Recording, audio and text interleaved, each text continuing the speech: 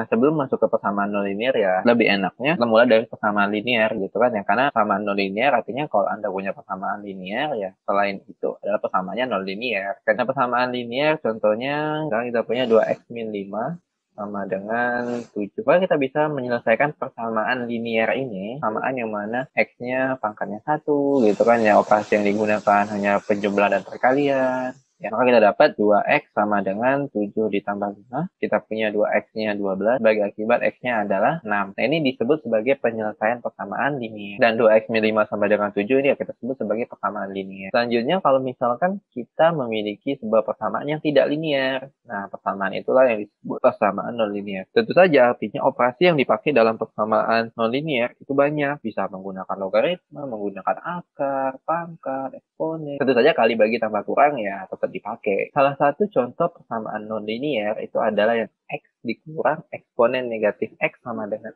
0. Ini adalah salah satu contoh persamaan non-linear. Kenapa ini disebut persamaan non-linear? Ya, karena Anda bisa nanti misalnya Anda buat grafiknya, ini grafiknya tidak berupa garis lurus. Kalau persamaan linear, ini kalau dibuat grafik, grafiknya akan berupa garis lurus. Kalau non-linear, tidak berupa garis lurus. Yang jadi permasalahan sekarang adalah bagaimana kita menyelesaikan persamaan non-linear. Menyelesaikan persamaan non-linear itu dalam tanda kutip bisa saja diselesaikan secara analitis, tapi sulit dalam artian ya tergantung dari seperti apa operasi yang dilibatkan dalam persamaan tersebut. Kalau misalkan persamaan tersebut misalkan menggunakan trigonometri, ya tentu Anda sudah tahu gitu kan ya bagaimana menyelesaikan persamaan trigonometri. Kalau menggunakan eksponen ya kembali lagi penyelesaian persamaan yang melibatkan eksponen. Tapi kalau misalkan di situ pelibatannya eksponen dengan variabel yang berpangkat dalam tanda kutip di sini bisa aja pangkat 1, pangkat 2, pangkat berapapun, maka penyelesaiannya akan ya beda lagi gitu. Dan itu akan menjadi suatu permasalahan yang tidak akan ada habis, tidak akan ada habisnya dalam artian ya kalau misalkan kita ganti lagi bentuknya, ya akan kita ketemukan teknik yang harusnya berbeda lagi untuk menyelesaikannya. Nah, maka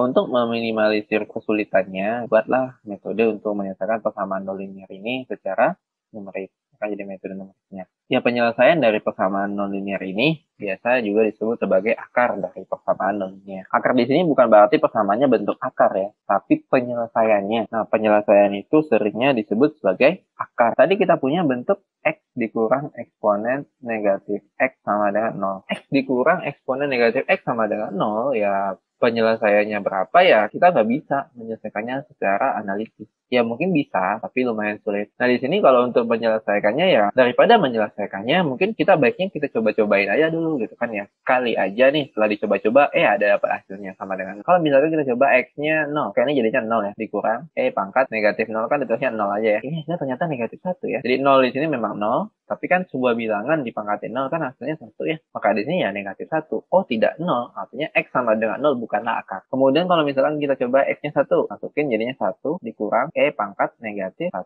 dikurang pangkat negatif 1 bisa ditulis 1 per Nah, yang mana ini hasilnya 1 per di sini kan nya kan 2 komaan. 1 dibagi 2 komaan ya hasilnya 0 komaan. 0, sekian. Nah, 1 dikurang 0, sekian ya hasilnya pasti bilangan positif dong ya. Dan yang kita inginkan bukan bilangan positif, tapi bilangan yang pas banget nilainya sama dengan 0. Jadi artinya dengan mencoba-coba ya sulit juga ya dapetin hasilnya sama dengan 0 gitu ya. Tapi bukan berarti sia-sia. Kenapa ya? Karena kita di sini ternyata ketika kita masukkan x-nya 0 hasilnya negatif. Ketika kita masukin x-nya 1 hasilnya positif. Yang kita butuhkan adalah hasilnya 0. Nah, artinya kita bisa mendapat sebuah ya sebenarnya sebuah clue bahwa penyelesaian dari ini pastilah x-nya di antara 0 sampai 1. Kenapa? Karena di 0 hasilnya negatif, di 1 hasilnya positif, artinya yang hasilnya 0 ada di antara ini. Yang hasilnya 0 ada di antara ini. Nah, artinya kan kalau misalnya Anda kan gini, sebuah grafik ini 0, min 1, yang di sini 1, sekian, 1, sekian di sini ya. Kalau kita buat grafik, nah titik potong sumbernya kan di sini di antara 0 sampai 1. Jadi dengan kata lain ya mencoba di sini ternyata menguntungkan juga. Kita tahu bahwa di antara 0 sampai 1, oh pasti ada nih solusinya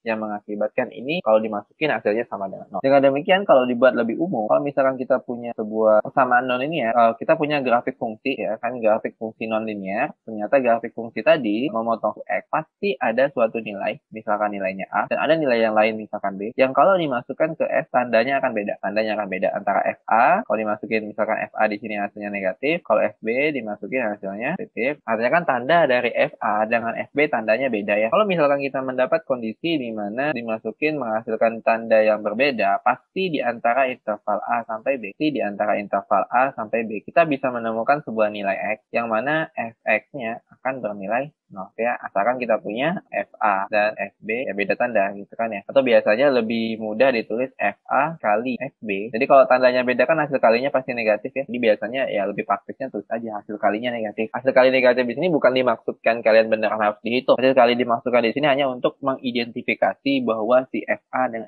FB memiliki tanda yang berbeda. Asalkan dia punya tanda yang berbeda, maka artinya ada nilai di antara A sampai B tadi yang kalau dimasukin ke Fx hasilnya 0. Keberadaan nilai inilah yang akan kita cari berapa nilainya. Karena kita tahu kan ada ya, di antara interval tadi kan ada. Kalau misalkan ada, berapa? Nah, berapanya yang akan kita cari menggunakan metode numerik. Metode numerik yang pertama yang akan kita gunakan untuk mencari nilai berapa yang dimaksud di dalam kedua interval tadi adalah yang pertama dikenal dengan nama metode bagi dua. Metode bagi dua ini ya idenya tadi kita pastikan dulu misalkan kita punya sebuah fungsi. Pertama kita harus memastikan terlebih dahulu fungsi tadi memotong sumbu X atau tidak. Kalau memotong sumbu X artinya kan kita bisa mendapatkan dua buah nilai. Misalkan nilai yang pertama itu adalah A, nilai yang kedua adalah B. A dan si B pasti memiliki tanda yang berbeda. Ternyata A dan B kalau dimasukin hasilnya di sini dengan di sini itu kan jelas ya. Yang satu di atas, yang satu di bawah kan artinya berbeda tanda. Nah kalau misalkan tandanya beda ya udah kita bisa mengambil titik tengahnya. Jadi sesuai namanya metode bagi dua, kita ambil titik tengah antara A dengan B, ambil titik tengahnya. Misalkan titik tengah di sini namanya P. Sekarang kita perlu mengecek P kalau dimasukin ke dalam XX hasilnya negatif ataukah positif. Kalau ternyata di sini kan kita punya nih FA-nya negatif, FB-nya positif. Kita cari FP, FP-nya akan seperti apa? Kalau misalkan FP-nya sama dengan 0 ya enak. Kalau FP-nya sama dengan 0 ya udah, artinya P ini adalah penyelesaian dari persamaan non-linear kita. Tapi kalau misalkan tidak 0, ini kan dua kemungkinan, bisa jadi positif, jadi negatif. Kalau misalkan positif, maka intervalnya tidak lagi menjadi dari A sampai B, tapi intervalnya berubah dari A sampai P. Nah, jadi kita punya kan tetap A-nya negatif, FP-nya positif, ya udah intervalnya ambil yang ini aja, yang lebih dekat. Kalau ngambil FB kan jauh ya. Nah, jadi si B-nya diganti oleh P untuk mendapatkan interval yang lebih kecil. Selanjutnya kita bagi dua lagi, misalkan di sini. Nanti setelah dibagi dua kan nanti dapat hasil nih. Wah, hasilnya negatif atau positif. Kalau positif ya gantikan nilai si positifnya. Kalau negatif gantikan si nilai negatifnya. Misalkan di sini masih positif, maka ini P2-nya akan menggantikan P1. Jadi dengan iterasi ke-1 kita punya intervalnya berubah. Jadi dari A sampai P. Jadi kan awalnya A sampai B ya. Tapi karena di sini masukin P ternyata positif, ya udah intervalnya jadi A sampai P1. Ternyata masukin P2, hasilnya juga tetap positif, ya udah intervalnya jadi A, P2. Kemudian bagi dua lagi di sini. Oh, ternyata dimasukin hasilnya negatif. Oh ya udah, kalau misalnya kita punya FP3-nya negatif, maka yang diganti adalah si nilai A. Dan seterusnya sampai kita punya interval yang terkecil mungkin intervalnya, sehingga nanti ketika kita dapat titik tengahnya pasti lebih dekat dengan si titik potong sumbu X-nya. Jadi ide dari metode bagi dua ini adalah mempertahankan interval yang mana nilai FA dan FB-nya beda tanda. Entah FA-nya negatif, FB-nya positif, atau sebaliknya.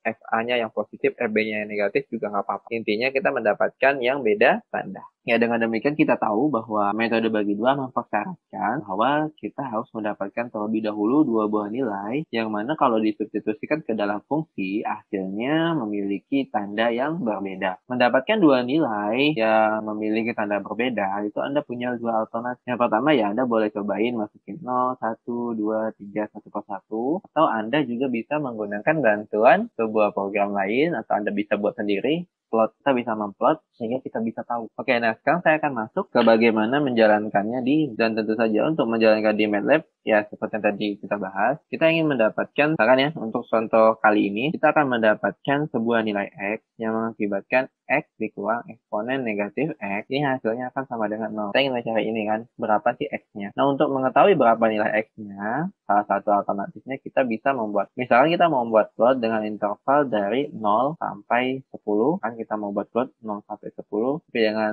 jedanya 0,1, 0,1. Kemudian ya kita buat nilai Y-nya kita ingin membentuk tadi X dikurang eksponen negatif X. So, kemudian kita buat plotan supaya lebih bagus plotnya kita kasih klik. Yang saya liatin plotnya seperti apa. Oke, ini plotnya kelihatan di situ. Yang ingin kita cari adalah sebuah nilai yang memotong garis ini, Y-nya 0. Jadi Y yang di sini ini kan 0 ya kelihatan. Nah, ini kalau misalnya saya buat garis lurus ke kanan, nah ini akan memotong kan ya, memotong di sini. Nah, nilai potongnya ini berada di X yang berapa? Nilai potongnya berada di X kan di antara 0 sampai 1. Kan di sini kan ada ya, di antara 0 sampai 1 kan kelihatan 0 sampai 1 memotongnya. Nah, dengan demikian dari plot ini kita tidak perlu nyoba-nyobain gitu. gitu. Kita bisa dapat interval A dengan B-nya. Jadi kita bisa ambil A-nya 0, B-nya 1. Dengan demikian ya udah, kita mempunyai sebuah interval yang mana interval tadi di dalamnya ada sebuah nilai yang kalau dimasukin tentunya akan mengakibatkan si fungsi bernilai 0. Nah, nilai ini akan kita cari. Carinya ya tadi pakai metode bagi dua. Tapi menjadi sesuatu yang sangat enak mencari intervalnya berapa kalau misalkan Anda bisa membuat plotnya. Nah, sekarang kita udah tahu bahwa untuk interval A dan B-nya kita pilih 0 dengan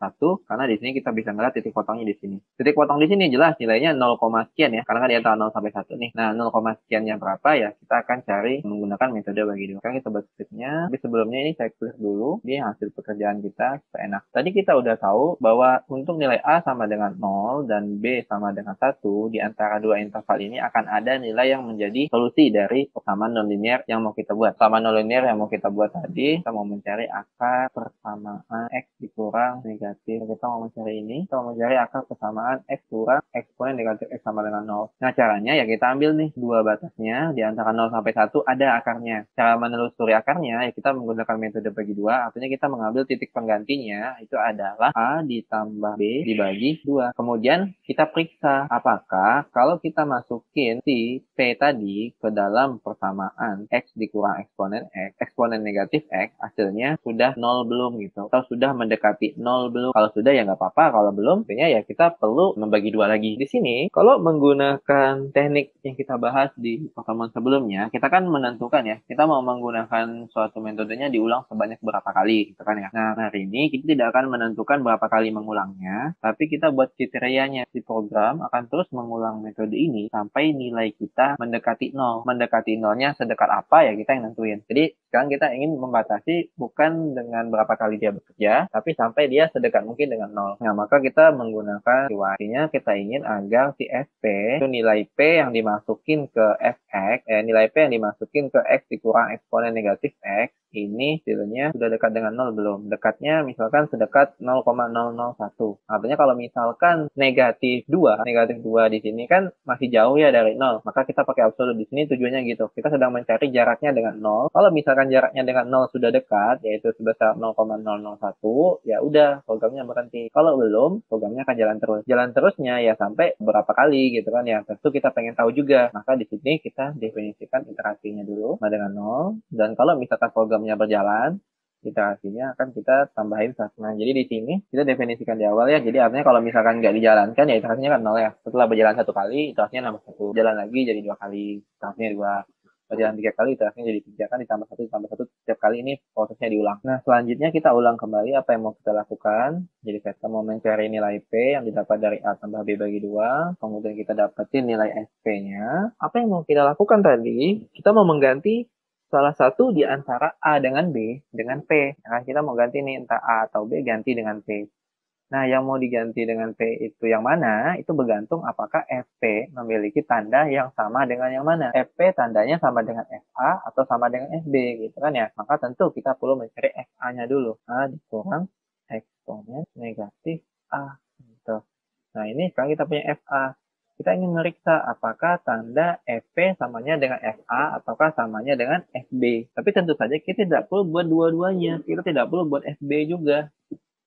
Kenapa kita tidak perlu buat FB juga? Karena kalau misalkan FP tandanya sama dengan FA, maka si P gantikan A. Kalau misalkan tidak sama dengan FA, artinya kan tandanya sama dengan FB dong ya. Mau sama dengan siapa lagi kan gitu. Jadi otomatis ya si P-nya gantikan B. Maka di sini ya kita tidak perlu cari FB, cukuplah FA. Kalau misalkan jadi kita menggunakan if, tanda dari FA itu sama dengan FP, maka kita menggunakan perkaliannya haruslah positif. Ya kan, perkalian yang positif itu menandakan tandanya sama. Kalau tandanya sama dengan FA, maka si nilai A akan diganti dengan P, sedangkan si nilai B akan tetap. Kalau misalkan tidak sama dengan A, artinya yang digantikan adalah si B-nya. A-nya tetap A, B-nya yang berganti menjadi N. Ya. Jadi di sini programnya akan terus berjalan, mengulang-ulang terus. Perintah tadi, ambil 2 titik, gitu kan ya. A dengan B, yang mana FA dan FB-nya beda tanda. Ambil titik tengahnya masukin. Kalau ternyata titik tengah dimasukin tadi hasilnya masih jauh dari 0, maka ya kita ganti nih nilai A dengan B-nya dengan si nilai P tadi. menggantinya dengan memilih tandanya sama dengan yang mana.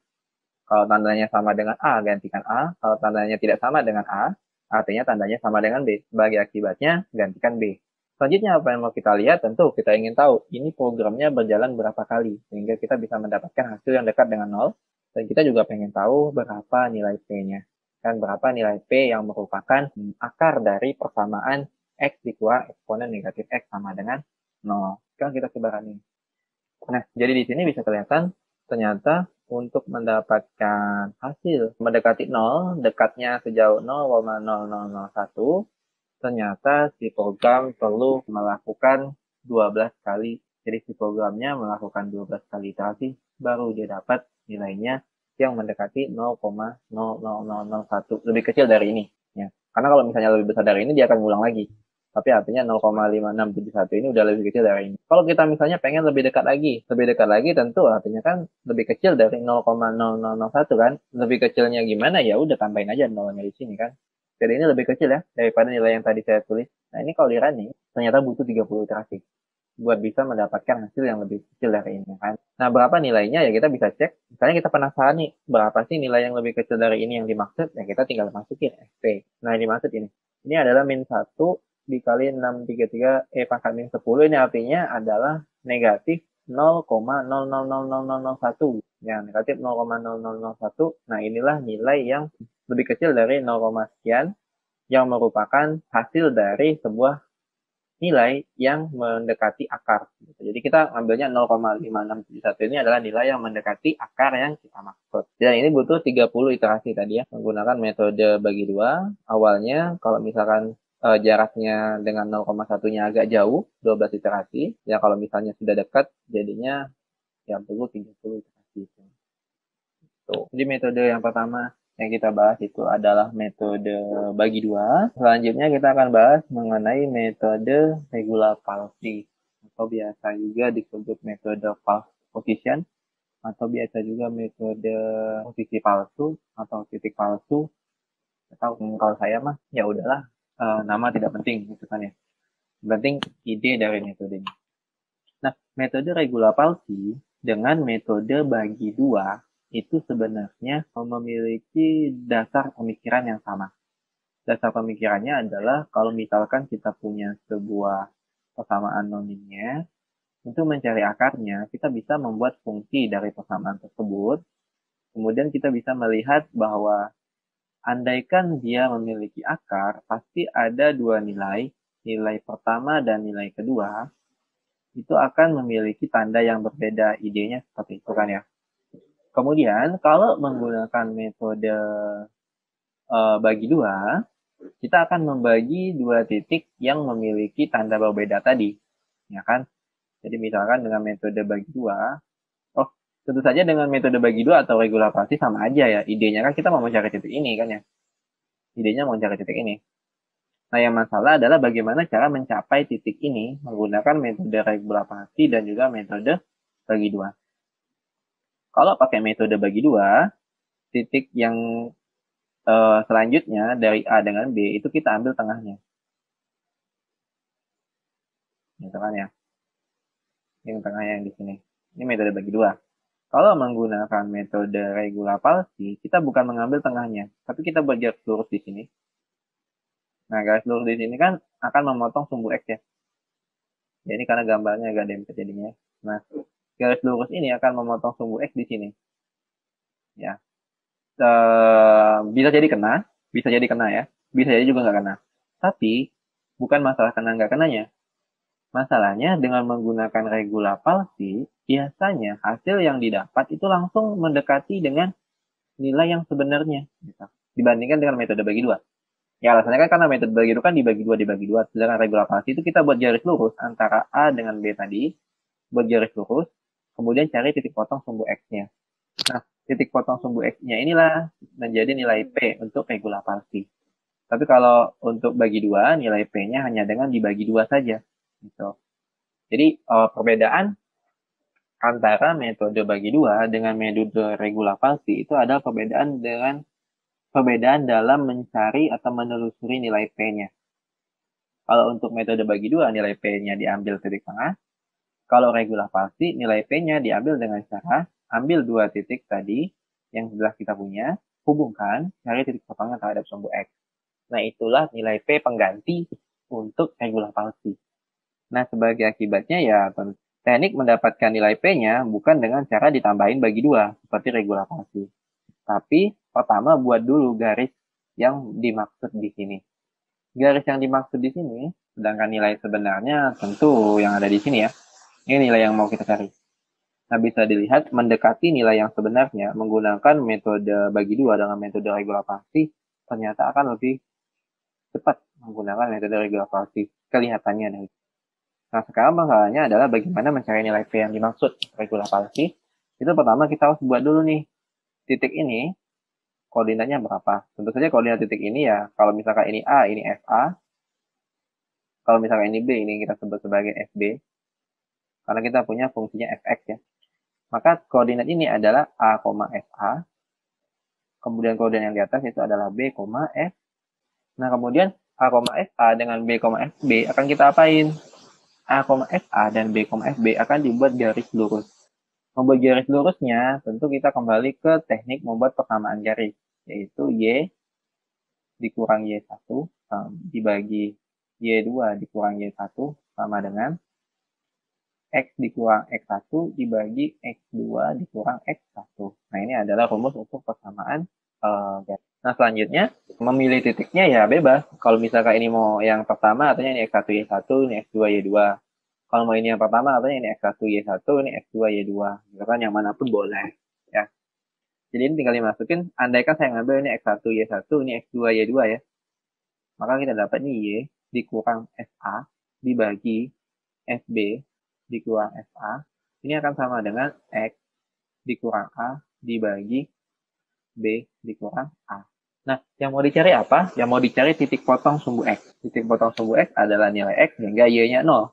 Artinya di sini kita masukin aja Y-nya 0.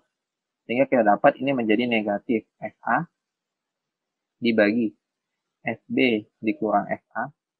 Itu akan sama dengan X dikurang A dibagi B dikurang A. Selanjutnya kita ngapain? Kita mau nyari X. Caranya ya B dikurang A-nya kaliin ke sini. Maka kita dapat di sini negatif FA dikali B dikurang A dibagi FB dikurang FA akan sama dengan X dikurang A. Nah, pertanyaannya sekarang berapa nilai X-nya? Ya, nilai X-nya tinggal dipindahin kan ya. Jadi dari ini kita bisa dapat X-nya. Dari sini, X-nya itu adalah, ini dipindahin kan ke depan. Jadinya kita punya A. Kemudian ini negatifnya diturunin. Jadi dikurang FA dikali B dikurang A dibagi FB dikurang FA. Nah, yang mana inilah nilai P-nya. Ya kan? Dengan kata lain kita punya rumusnya P sama dengan A dikurang FA dikali B dikurang A dibagi FB dikurang FA. Jadi bedanya teknik regular palsi dengan teknik metode bagi dua itu bedanya adalah pada saat mencari atau menelusuri nilai P-nya. Bagi dua menelusuri nilai P-nya hanya dengan dibagi dua saja, titik A dengan B-nya. Kalau regular palsi, kita buat sebuah persamaan garis, cari titik potongnya sumbu X. Artinya nilai P-nya didapat dengan rumus ini. Jadi kita tinggal masukin rumus ini untuk mendapatkan nilai P-nya. Jadi perbedaan antara bagi dua dengan regular palsi hanya pada penentuan nilai P-nya. Kalau metode bagi dua, penentuan nilai P-nya hanya melibatkan A dengan B yang dibagi dua. Tapi regular palsi nilai P-nya melibatkan semuanya. Melibatkan A, melibatkan B, FA, FB. Gitu. Nah, artinya ya tentu saja sintaknya pasti berubah dong ya. Tapi tidak akan berubah banyak, hanya berubah pada penentuan nilai P-nya saja. Oke, kalau gitu kita kembali ke MATLAB-nya. Kemudian ya ini saya copy, karena kita tahu bahwa sintaknya sama, bedanya hanya sedikit pada saat penentuan nilai P. Nah, kalau untuk metode bagi dua, nilai P-nya bisa langsung didapat A tambah B bagi dua, tapi kalau metode regular palsi, untuk mencari nilai P, kita perlu cari FA dulu, dan juga kita perlu cari FB dulu. So, FA itu artinya kan A dikurang eksponen negatif A. Kan gitu. Kemudian B-nya apa ya? B-nya serupa. B dikurang eksponen negatif B. Nah, kan kita punya nih. A-nya 0, B-nya 1, FA-nya adalah A dikurang eksponen negatif A, FB-nya B dikurang eksponen negatif B. Kemudian nilai P-nya bagaimana? Ya, nilai P-nya tentu tidak dengan ditambahin bagi 2 lagi, tapi didapat dari A dikurang FA dikali B dikurang A dibagi FB dikurang itu sesuai dengan ini tadi kan ya. A dikurang FA dikali B kurang A dibagi FB dikurang FA. Nah, itulah yang akan menjadi nilai P-nya sekarang. Nah, artinya ini juga kita ulangi lagi di bawah. Ya, di sini ya. Ketika kita mau mencari nilai P, kita tidak menggunakan A tambah B bagi 2, tapi kita menggunakan itu. Artinya di sini kita tidak perlu cari lagi nilai FA-nya karena sudah dicari di atas. Jadi bedanya hanya di situ ya. Bedanya hanya pada saat penentuan nilai P. Penentuan nilai P untuk bagi 2 itu ambil tengahnya. Penentuan nilai P dengan metode regula palsi itu adalah titik potong dari garis lurus yang dibuat antara A, FA dan B, FB. Nah, kriterianya masih sama kan ya. Kalau misalkan nilai P yang kita dapat memiliki tanda yang nilai FP yang kita dapat memiliki tanda dengan FA ya gantikan A. Kalau tandanya sama dengan FB ya gantikan B. Gitu. Jadi kriteria ininya masih sama, hanya bedanya pada saat mencari nilai P-nya. Sekarang kita bisa dapatkan dengan metode, tadi kita udah coba ya, tadi dengan metode bagi 2, kita perlu 30 iterasi kan untuk permasalahan yang ini. Nah, sekarang kita lihat kalau metode regula palsi, kita punya berapa? Kita cukup 10 iterasi. Ternyata dengan 10 iterasi, kita bisa mendapatkan hasil yang serupa dengan metode bagi 2. Ya, hasil yang serupa yang dimaksudkan adalah hasil di mana nilai FP-nya itu lebih kecil dari 0, sekian. Ya, jadi lebih kecil yang dimaksud secara negatif ataupun positif ya, mutlaknya. Gitu. Nah, jadi nilai yang kita dapat ya menggunakan regula palsi hanya perlu 10 iterasi. Tapi kalau pakai metode bagi 2 perlunya tadi 30 iterasi. Ya kan, untuk permasalahan yang sama yaitu mendapatkan nilai FP yang lebih kecil dari 0,00001. Dan tentu saja 0,0-nya sama ya. Oke, begini ya. Untuk pertemuan hari ini mengenai metode bagi 2 dan juga regula palsi. Oke, kalau ada yang mau ditanyakan, entah terhadap materinya tadi, ataupun terhadap sintaksnya, silahkan. Silakan kalau ada yang mau bertanya.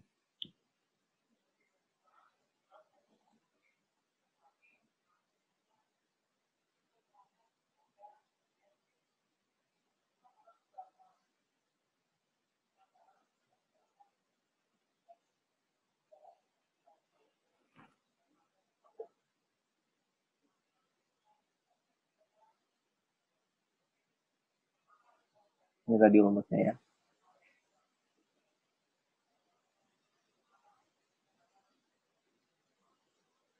Kita cari nilai P. Kalau metode bagi 2, nilai P-nya cuma A tambah B bagi 2. Atau bagi A.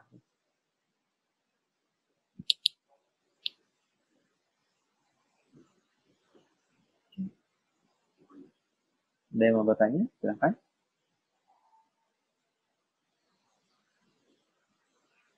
Metode, oke. Metode yang lebih efisien kalau tadi untuk permasalahan Y sama dengan eksponen negatif X, yang lebih efisien itu kan, sudah kelihatan ya. Jadi kalau permasalahan yang tadi, bentuknya untuk permasalahan persamaan ini ya, X dikurang eksponen negatif X, permasalahan yang ini, yang lebih efisien adalah metode regula palsi. Bisa kelihatan di sini, dengan metode regula palsi kita hanya perlu 10 iterasi, sedangkan dengan metode bagi 2 kita perlunya 30 iterasi. Artinya lebih efisien ya, jelas metode regula palsi. Tapi untuk persamaan ini, untuk persamaan lain, ya belum tentu. Anda bisa coba sendiri. Ganti aja persamaannya gitu kan ya. Mungkin secara umum akan lebih banyak persamaan yang lebih efisien menggunakan regula palsi. Secara umum ya, lebih banyak mungkin. Tapi ya tidak menutup kemungkinan ada juga kok persamaan yang ternyata menggunakan metode bagi 2. Ternyata ya lebih cepat hasilnya gitu. Bisa dibuat persamaannya. Ya, jadi lebih efisien itu bergantung juga kan, lebih efisiennya mengukur apa. Gitu. Kalau mengukur ini, efisien metodenya mengukur seberapa cepat mendapatkan hasil X dikurang eksponen negatif X, ya kalau untuk pemasaran kali ini kebetulan ya figura sih. Tapi nanti kalau misalkan persamaannya sudah diganti, ya bisa jadi akan lebih cepat bagi dua. Bisa jadi. Segini dulu ya untuk pertemuan hari ini. Assalamualaikum warahmatullahi wabarakatuh.